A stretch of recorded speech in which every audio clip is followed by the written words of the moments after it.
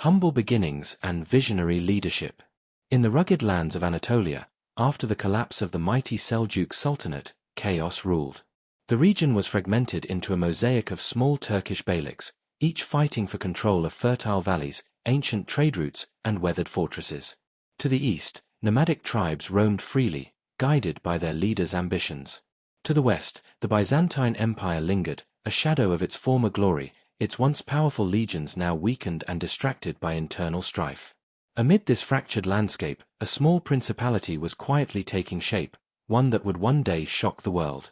Osman, son of Ertugrul, emerged as a young leader whose reputation preceded him. He was neither the strongest nor the wealthiest, but he possessed a rare combination of intelligence, courage, and vision. He understood that strength alone could not build an empire. Leadership, he knew, was a force that bound people together, inspired loyalty, and transformed potential into power. While other leaders relied on fear to command obedience, Osman earned respect through his personal example. He fought alongside his warriors, shared their hardships, and listened to their counsel. This human-centered approach created a loyalty that no enemy could easily break. From an early age, Osman observed his father's tactics, learning to balance diplomacy and warfare. Ertugrul's wisdom showed him that alliances were as valuable as victories in battle. Osman internalized these lessons, applying them to a world where survival meant navigating treacherous politics as much as confronting swords on the battlefield. His principality was small, but within its borders, Osman's vision for unity and strength began to take root. The challenges were immense.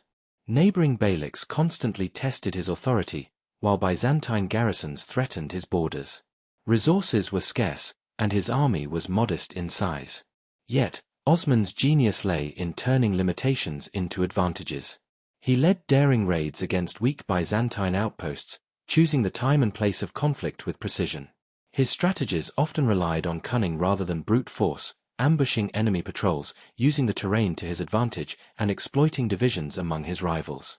Every small victory strengthened morale and drew new followers to his banner. Osman's leadership also relied on the careful forging of alliances. Recognizing the fractured nature of Anatolia, he united neighboring tribes through treaties and marriages, weaving together a network of loyalty that crossed tribal boundaries. He treated his allies with respect, honoring their traditions and granting them a voice in governance. In doing so, he created a principality that was more than just an army. It was a community bound by shared trust and vision. A pivotal moment came when Osman faced a coalition of rival Turkish lords intent on seizing his territory. Outnumbered but resolute, he devised a strategy that combined diplomacy with decisive military action. He negotiated with weaker factions, isolating the strongest opponents, then struck swiftly against the remaining forces. Victory was complete, and Osman's leadership was solidified. Tribes that had once been rivals now pledged allegiance, recognizing the brilliance and fairness of their emerging ruler. Even as battles were won, Osman understood the importance of perception. Stories of his cunning, bravery, and fairness spread beyond Anatolia's mountains and valleys. Neighboring powers began to take notice. To them, Osman's principality was a minor threat, nothing more than another beylik in the chaotic landscape of Anatolia. Yet, those who underestimated him would soon learn that greatness often begins quietly, hidden beneath the surface, waiting for the right moment to emerge. By the end of his reign, Osman had transformed his modest principality into a force that could no longer be ignored. He laid the foundations for what would become the Ottoman Empire, not through the sheer might of armies alone, but through vision, unity, and human-centered leadership. His story proves that empires are built not merely by conquest, but by the ability to inspire loyalty, foster trust, and see possibilities where others see only obstacles.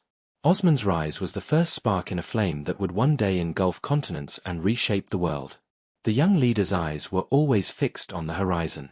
Beyond the mountains and rivers of Anatolia, he saw opportunity, not threat. He imagined a world where his people could thrive, where the vision of a united and powerful state could become reality. And so, in the midst of a fragmented and chaotic land, a leader with courage, wisdom, and foresight began to sow the seeds of a legacy that would shock the world. Conquest, strategy, and the First Empire. As Osman's principality grew stronger, the torch of leadership passed to his son, Orhan, a young man shaped by his father's vision yet ambitious in his own right. The foundations laid by Osman were solid: loyal tribes, disciplined warriors, and a reputation that inspired both respect and fear. Yet Anatolia was still fragmented, and the Byzantine remnants to the west remained a constant presence, guarding cities and fortresses that had withstood centuries of conflict. Orhan understood that to secure the future, he would need more than courage. He would need strategy, diplomacy, and an unwavering vision of expansion. Orhan began his reign with careful observation. He knew that conquering territories through sheer force alone would be costly and unsustainable. Instead, he combined military might with strategic alliances, exploiting rivalries among neighboring beyliks and leveraging local discontent in Byzantine towns. While his army grew in numbers, he invested equally in its structure, training soldiers in discipline, creating specialized units, and fostering loyalty through personal example, much like his father had done. These warriors were not mere followers, they were partners in a shared vision of an emerging empire. The Ottomans' first significant campaigns under Orhan targeted key Byzantine towns that controlled trade routes and fertile lands. Each conquest was carefully planned, spies gathered intelligence, scouts mapped terrain, and negotiations softened targets before the army even arrived. Some cities surrendered without bloodshed, recognizing the fairness and pragmatism of Ottoman rule. Others resisted, only to face precise, calculated assaults that minimized Ottoman losses while breaking enemy morale. Victory came not from overwhelming numbers, but from superior strategy and preparation, a hallmark of the Ottomans' rise. Alongside conquest, Orhan embraced diplomacy. Marriage alliances were arranged with neighboring tribes, weaving together a network of loyalty that extended beyond the battlefield. Trade agreements ensured prosperity for newly acquired territories, and local leaders were often integrated into the Ottoman administration, preserving their traditions while strengthening the central state. This careful balance of respect and authority distinguished the Ottomans from other powers, earning them loyalty rather than mere submission. One of Orhan's most innovative moves was the creation of an elite military corps, the precursors to the famed Janissaries. These troops were trained to be disciplined, adaptable, and fiercely loyal to the state rather than individual leaders. Their presence allowed Orhan to undertake ambitious campaigns, projecting power across Anatolia and beyond. Through a combination of these elite units and traditional forces, the Ottomans could execute complex maneuvers, such as night raids, feigned retreats, and encirclements, leaving enemies bewildered and unprepared. As Orhan's influence expanded, fear of the Ottomans began to spread among neighboring states. Once dismissed rumors about a small principality gaining strength became reality. Byzantine governors whispered warnings, rival beylik leaders reconsidered their alliances, and distant powers watched with growing concern. The Ottomans' reputation became a weapon in itself, a mixture of respect, fear, and awe that often achieved what armies alone could not. Cities surrendered in anticipation of Orhan's arrival, understanding that resistance was futile against a leader whose cunning matched his courage. Despite successes, challenges persisted. Internal disputes, logistical difficulties, and occasional rebellions tested Orhan's leadership. Yet each obstacle reinforced a crucial truth: adaptability and foresight were as essential as strength. Orhan learned to turn setbacks into opportunities, delaying campaigns to gather intelligence, negotiating truces to buy time, and using minor losses to strengthen alliances. These experiences refined the Ottomans' methods, ensuring that future conquests would be even more decisive. The capture of Bursa marked a turning point. This strategic city became the first major Ottoman capital, symbolizing the transformation of a modest principality into a true state. Bursa's walls, markets, and population offered both a practical base for administration and a statement to the world. The Ottomans were no longer a minor power, they were a rising empire. Orhan invested in the city, fostering trade, architecture, and culture, creating a center that reflected the Ottomans' growing strength and sophistication. Through strategy, diplomacy, and disciplined leadership, the Ottomans had transcended their humble origins. Orhan's reign demonstrated that empires are not forged merely through conquest, but through the intelligent use of resources, the cultivation of loyalty, and the visionary guidance of capable leaders. By combining the lessons of his father with his own insights, Orhan laid the foundation for an empire that would continue to grow, challenge rivals, and eventually command the attention of the entire known world. As the Ottoman banners flew over newly acquired cities, it became clear that this was more than a regional power. The Ottomans were a force to be reckoned with, a state built on cunning, courage, and human-centered leadership. The world could no longer dismiss them.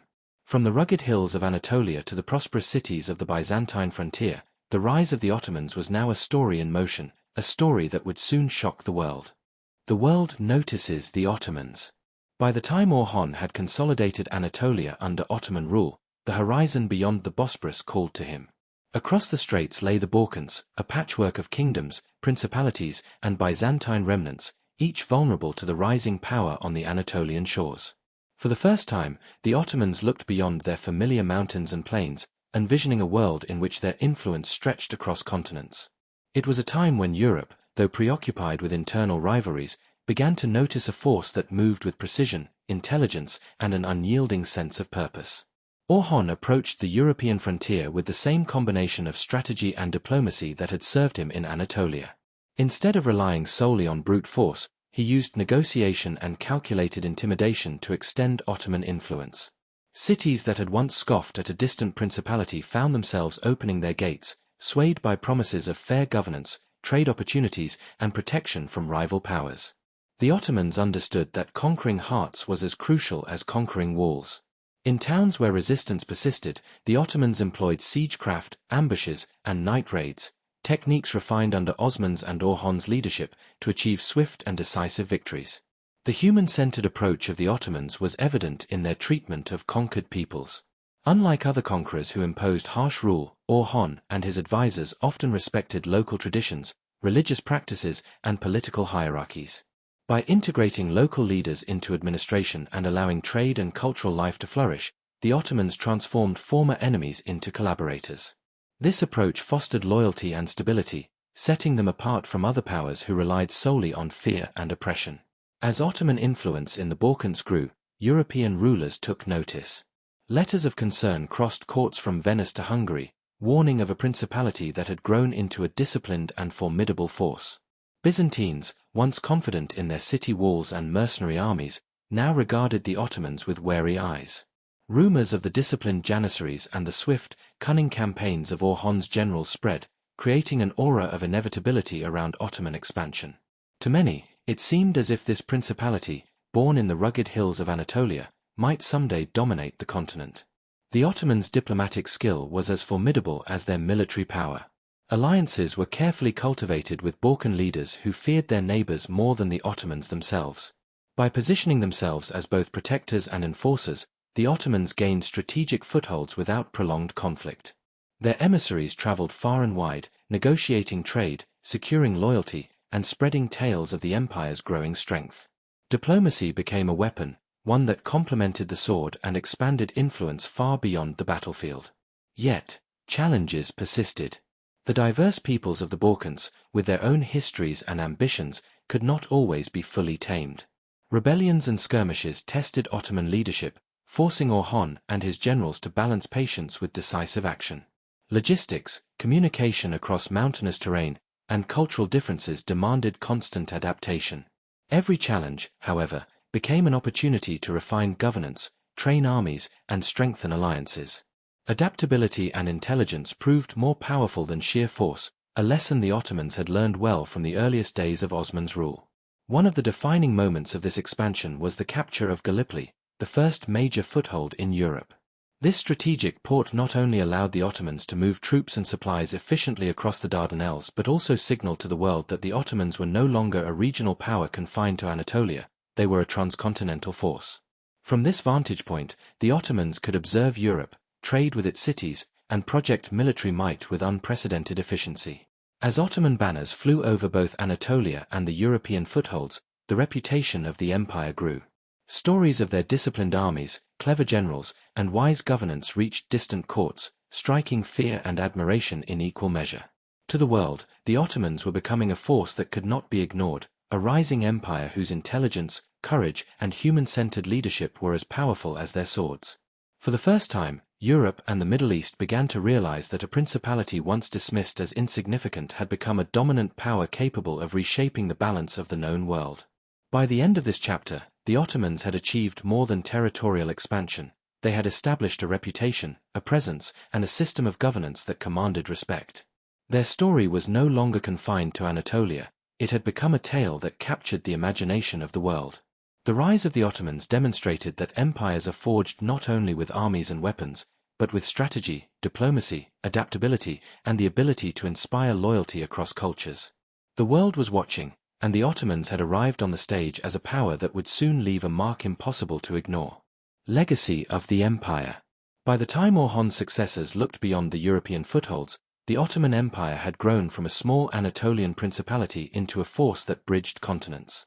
From the rugged mountains of Anatolia to the fertile plains of the Balkans, the Ottomans had carved an empire not only through conquest, but through intelligence, diplomacy, and human-centered governance. Their rise was no accident. It was the product of visionary leadership, disciplined armies, and an understanding that empires endure not by fear alone, but by inspiring loyalty and fostering prosperity. The Ottomans' legacy was evident in both administration and culture. Administrative reforms standardized governance across diverse regions, allowing cities with different languages, religions, and customs to function under a single umbrella of law and order. Local leaders were integrated into the empire, their expertise valued, their traditions respected, creating stability where other conquerors might have faced rebellion. Trade flourished, and cities like Bursa and Gallipoli became hubs of commerce, attracting merchants from Europe, the Middle East, and beyond.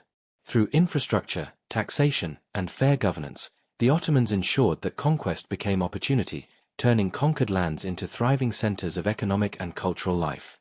Culturally, the Ottomans left a mark that endured for centuries. Architecture, art, and scholarship thrived under their rule. Mosques, bridges, and palaces rose not merely as symbols of power, but as expressions of vision and ingenuity. Scholars, artists, and architects were encouraged to innovate, blending Anatolian, Byzantine, and Islamic traditions into a unique Ottoman identity. This emphasis on human creativity alongside military prowess demonstrated that the empire valued both mind and might, strategy and spirit, intellect and courage. The Ottomans' human-centered approach allowed them to shape society as much as they shaped borders, leaving a legacy that resonated far beyond the battlefield. The military, though legendary for its discipline and skill, was only part of the Ottoman story. Their success was rooted in leadership that understood people, alliances that balanced power with diplomacy, and strategy that adapted to every challenge. Battles were fought, of course, but wars were won as much through intelligence, timing, and perception. By projecting both fear and respect, the Ottomans created a reputation that amplified their influence. Neighboring powers feared their armies not simply because of their weapons, but because of the ingenuity and foresight of their leaders. Human cunning, in essence, became their most formidable weapon. The rise of the Ottomans reshaped the balance of power in the known world. Byzantium, once the dominant empire of Eastern Christendom, was reduced to a mere shadow of its former self. European kingdoms, previously preoccupied with internal rivalries, now had to contend with a new force whose presence threatened trade routes, political stability, and territorial ambitions. In the Middle East, rival Muslim states recognized the Ottomans as both allies and potential adversaries, wary of their rapid expansion and clever diplomacy. The Ottomans had not only conquered land, they had captured the imagination and respect of the world. Their rise sent a message: greatness can emerge from humble beginnings, and empires are forged as much by strategy, intelligence, and human vision as by armies and weapons. Yet the Ottoman story is also a story of people. From Osman's early followers, inspired by loyalty and trust, to Orhan's generals who executed daring campaigns with precision, to the citizens of Bursa and Gallipoli who embraced Ottoman rule, the empire was built on human effort, ingenuity, and perseverance. Leaders came and went, armies fought and reorganized, but the principles of unity, vision, and adaptive strategy endured. The Ottomans understood that power without loyalty and purpose is fleeting. Their empire lasted because it inspired commitment, fostered opportunity, and respected the humanity of those under its rule. As the sun set over the Ottoman territories, casting golden light on the domes and minarets of their cities, one truth became clear: the rise of this empire was more than a historical event, it was a testament to human potential. It demonstrated that a small principality, guided by vision and disciplined leadership, could grow to reshape continents, influence cultures, and leave a legacy that would endure for centuries. The Ottoman Empire shocked the world not merely through conquest, but through the deliberate, human-centered application of intelligence, courage, and foresight. In the end, the story of the Ottomans reminds us that the most enduring power lies in the minds and hearts of people. Leadership that inspires, strategies that adapt, and a vision that looks beyond immediate gain are the true forces that can change the world. The banners of the Ottomans, once a symbol of a modest Anatolian principality, had become emblems of an empire whose influence, culture, and ingenuity would resonate across generations, proving that greatness is never inherited, it is built, nurtured, and realized through human effort, courage, and vision.